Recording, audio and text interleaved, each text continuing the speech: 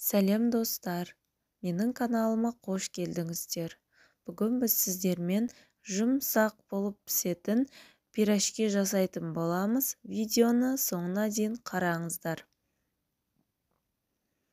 Ол үшін бізге бір пиала жылы сүт, бір пиала жылы су, бір шай қасық қант, жарты шай қасық ашытқы және бір шай қасық тұз қажет болады. Ұнды 320 грамм алдым.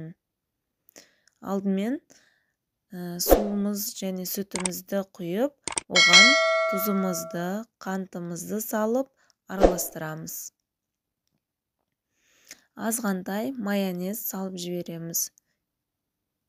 Майонез болмаса, салмасаңыздар да болады.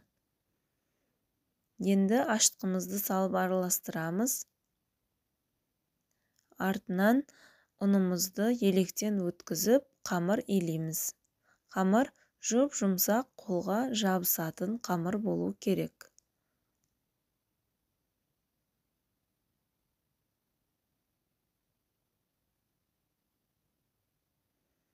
Қамырымыз осындай болады және оған азғантай май құйып,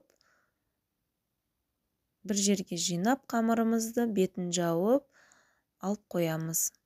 Мен картошка пюре алдым начинкасына. Сіздер басқа өздеріңіз қалауларыңыз бойынша жасасаңыздар болады. Оған қара және қызыл бұрыш салып араластырып жібердім. Қамырымыз осылай көтеріліп, әдемі болып көтерілді. Енді осылай бөліктерге бөліп аламыз барлығын.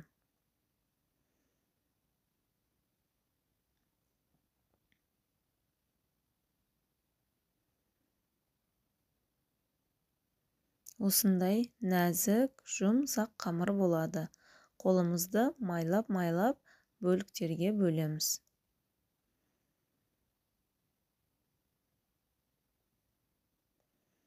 Бетін жауып, 10-15 минут тындырып қоямыз.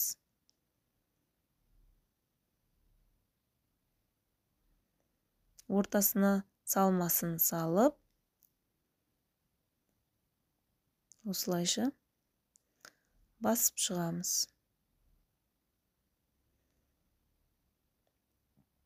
Майымыз қызып тұрған болуы керек.